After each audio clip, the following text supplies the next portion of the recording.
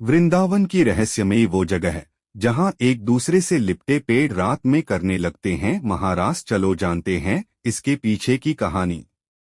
वृंदावन का निधिवन वह स्थान है जहाँ भगवान श्री कृष्ण ने 16,108 गोपियों के साथ महारास किया था। कहा जाता है कि आज भी स्वयं भगवान श्री कृष्ण राधा सहित गोपियों के साथ महारास करते हैं। इसी स्थान पर महारास, जो भी इस महारास को देख लेता है वह जीवित नहीं रहता, किसी को कुछ भी बताने के काबिल नहीं होता है। पागल या इस महारास को देखने की कीमत चुकता है अपनी जान देकर। कहा जाता है कि निधिवन में आज भी भगवान श्री कृष्ण गोपियों के साथ महारास करते हैं। महारास का वर्णन कई वेदों और पुराणों में देखने को मिलता है। इसका प्रमाण यह भी माना जाता है कि निधिवन में बने भगवान के रंगमहल में राधा जी के श्रृंगार के लिए रात्रि में रखे गए श्रृंगार के वस्तुएं सुबह रंग महल खोलने पर देखते हैं तो रखा गया श्रृंगार के सामान इस्तेमाल मिलता है। शयन शैया की चादर ऐसी लगती है जैसे कोई इस पर आकर आराम करके गया हो, और पीने के लिए रखा हुआ पानी लोटे में कम या बिल्कुल नहीं मिलता है।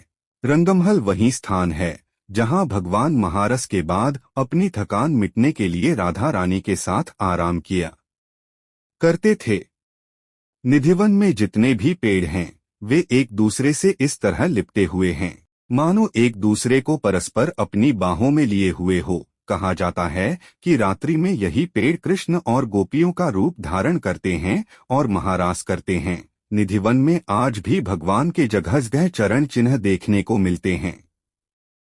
निधिवन में पूरे देश विदेश का केवल ऐसा मंदिर है जहां राधा जी को बांसुरी बजाते हुए दिखाया है। इसके पीछे की कथा यह है कि राधा जी को भगवान की बांसुरी से जलन होने लगी थी तो उन्होंने भगवान की बांसुरी को चुराकर उनसे दूर करना चाहा था, क्योंकि जब भगवान अपनी बांसुरी को बजाते थे तो सभी गोपिकाएं और गाय उस स्थान पर आ जाती थीं, जिससे जो राधा जी की कामना होती कि भगवान के साथ वह अकेले में कुछ क्षण बिताएं। इसलिए उन्होंने भगवान की बांसुरी को चुराकर ये देखना चाह कि यदि मैं भी इस बांसुरी को बजाऊं तो क्या गोपियां आदि आते हैं या नहीं।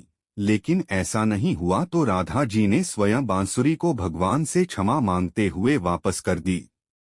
भगवान श्री कृष्ण रात्रि के समय आकर महारास करते हैं। यहाँ भक्तों द्वारा इस वन में स्वयं साफ सफाई करते हैं, झाड़ू लगाते हैं। भक्तों का मानना है कि जब रात्रि में भगवान यहाँ आकर महारास करें तो उनके पैरों में कहीं कांटे या कंकड़ न लग जाएं, इसलिए इस वन की सफाई करते हैं। इस महारास को अभी तक किसी ने नहीं देखा है, और यदि किसी ने देखने की कोशिश की तो वह इस काबिल नहीं रहा कि वह किसी को इसके बारे में बता सके।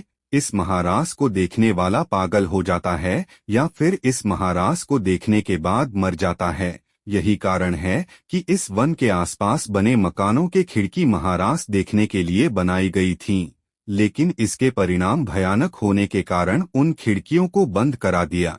इस महारास को देखने की हिम्मत इंसान तो दूर वरन यहाँ रहने वाले पशु पक्षी भी नहीं करते हैं। यहाँ रहने वाले बंदर भी रात्रि में निकल जाते हैं। यदि गलती से भी कोई यहाँ रात्रि में रह जाता है तो उसे इसकी कीमत अपनी जान देकर चुकानी पड़ती है।